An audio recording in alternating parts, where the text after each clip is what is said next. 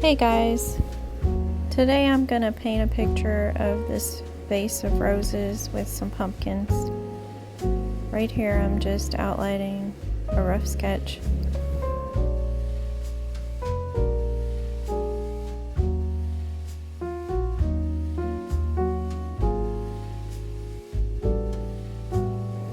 So I'm seeing a lot of green undertones in these roses here, so I'm laying down a mixture of lemon yellow with ivory black, and the vase is ivory black with titanium white. The dark leaves behind the roses are again lemon yellow with ivory black. It's just a different ratio, more black added to the yellow. I'm just looking around the painting and seeing where else I can use the same green color, and now I'm using the cadmium orange, finding all the different places in the painting that could use some cadmium orange as a base coat, just trying to lay down that initial color just to get some color on the canvas.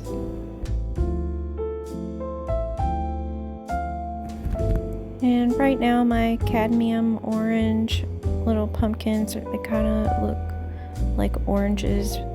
They're so bright.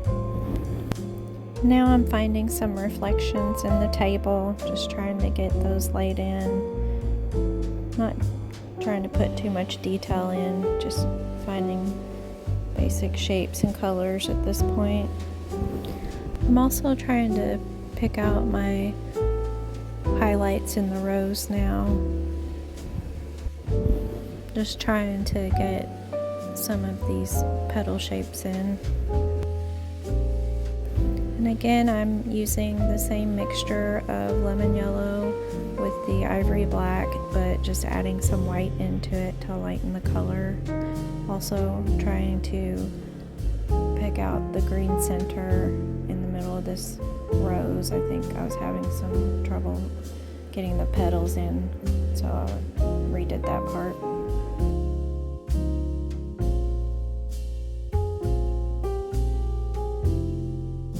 I'm picking out some more lights in the roses where the light seems to be hitting the tips of the petals.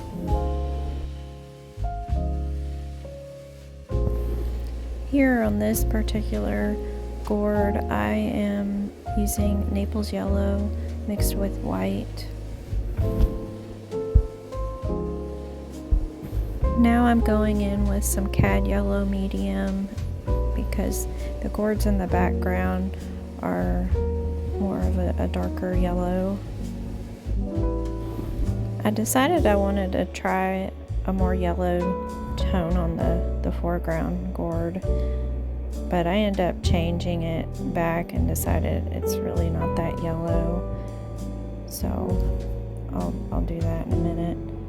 Now I'm just going in and putting these stems in on the pumpkins, putting in some more reflections on the table. So I've been having a lot of fun setting up these still lives and painting these little scenes, and it really seems like the possibilities are endless with different arrangements that you can come up with. There's so many different vases, so many different flowers and little props that you can set up in different lighting scenarios. Been taking a lot of reference photos and trying to see what I like the best. But yeah, I've been having a really good time working on these. I also like to find little scenes in nature to share with you. I always like watching videos about nature, seeing all the little pretty things outside, and I hope that you like seeing that kind of thing too.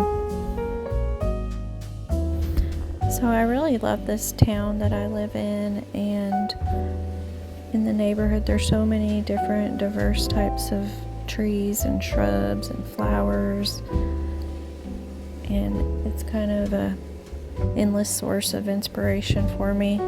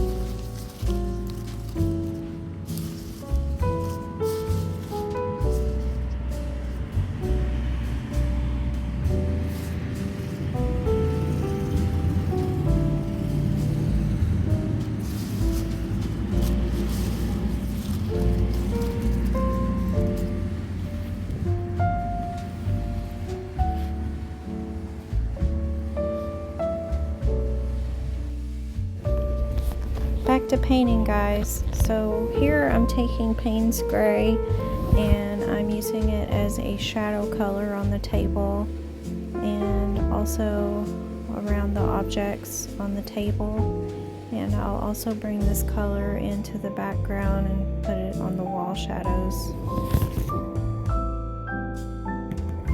This color is a nice unifying color for the whole painting to give it a good color harmony. Payne's Gray is kind of a nice blue toned color, and this painting, it has a lot of orange in it, and blue and orange are opposites on the color wheel, and therefore they're complementary colors. This painting was a little bit of an exercise of white on white and trying to get different shades of white, and also it's kind of a limited palette.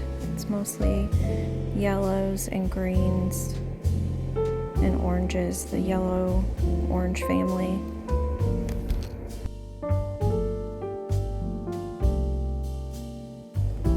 It was really fun to take all the yellows and greens and move them all around the canvas and just kind of work on the painting as a whole and go back and forth between the roses and different pumpkins and gourds and reflections.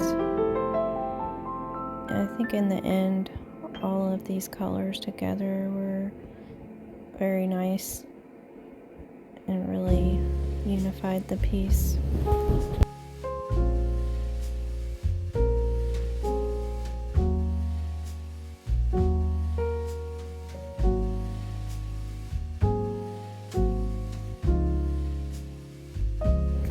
So here I'm just going in and picking out some highlights on the pumpkins. Yeah, it looks like I'm just trying to refine everything a little bit more. You have to do that layer by layer, and if you are impatient waiting for things to dry, you can get your blow dryer out and just hit it with the blow dryer and go right over top of your previous layer. Acrylic paints are very convenient in that way.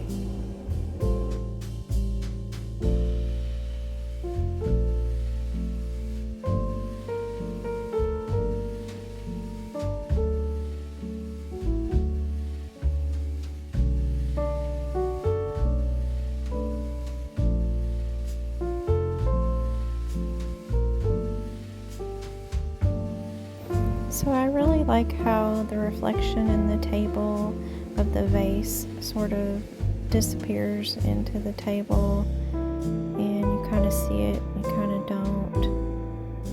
It's kind of like an optical illusion. It's pretty cool, the white on white effect.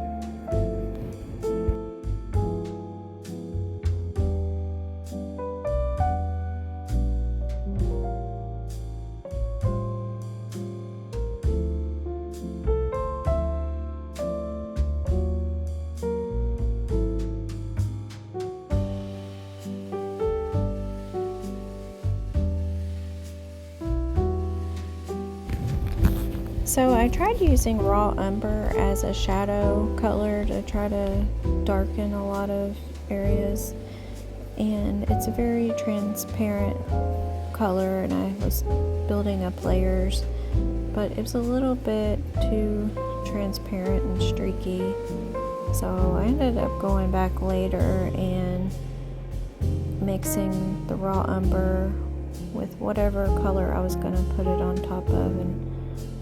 But here I'm going back into that Payne's gray and using it on the wall as a background shadow, going around these pumpkins, making it a shadow color.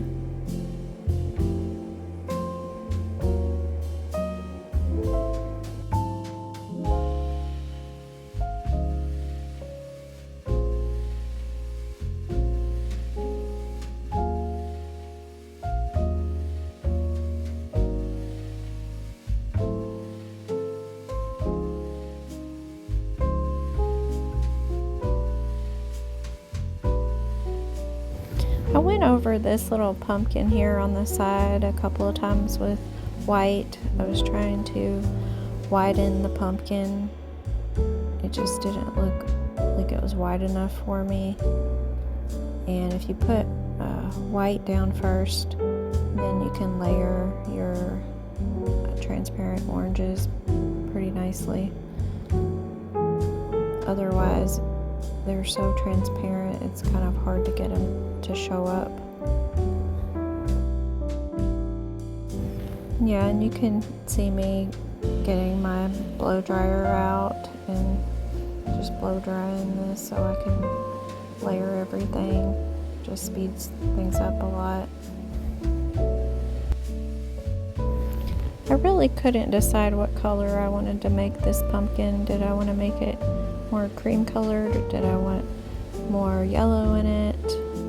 But I think in the end I ended up making it more of a cream color. And I do like this bright yellow on this gourd I'm working on now, but it was a little bit too bright really for back there in that corner. It was more in shadow.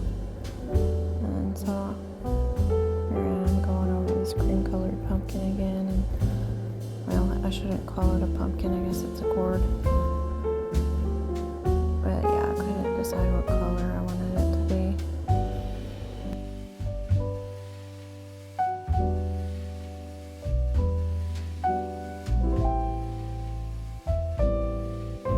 I've really gotten a lot of good use out of these little pumpkins and gourds. I have like a million reference photos of different scenes I could create. And believe it or not, they are still perfect. They haven't started rotting on me yet. Maybe if they were outside on my porch, they might rot faster. I don't know.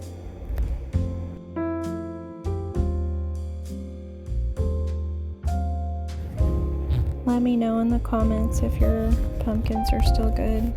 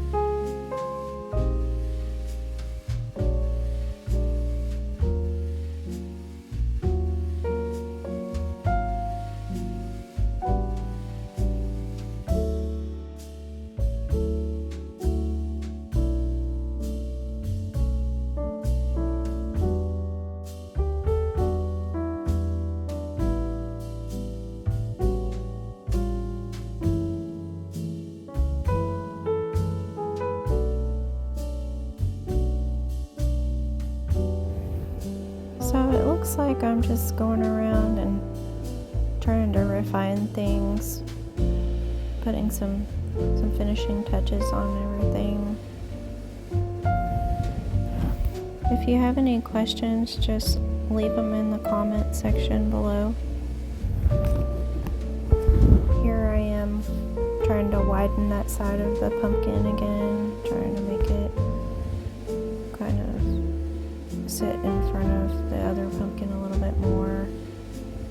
Also taking the raw umber and mixing it with the color that I'm putting it on, trying to make it a little bit more opaque.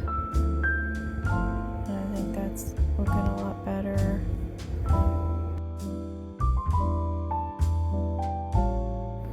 Shadows are really weird. I don't know if you noticed, but there's 2 stem shadows on the wall, and I guess I have multiple light sources, but it's kind of cool. I thought about just using one, but I kind of like it with 2. What do you think?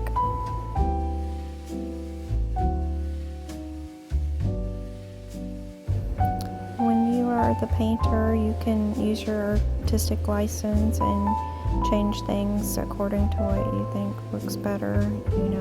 You don't have to copy a reference photo exactly how it is. You can change things up a bit.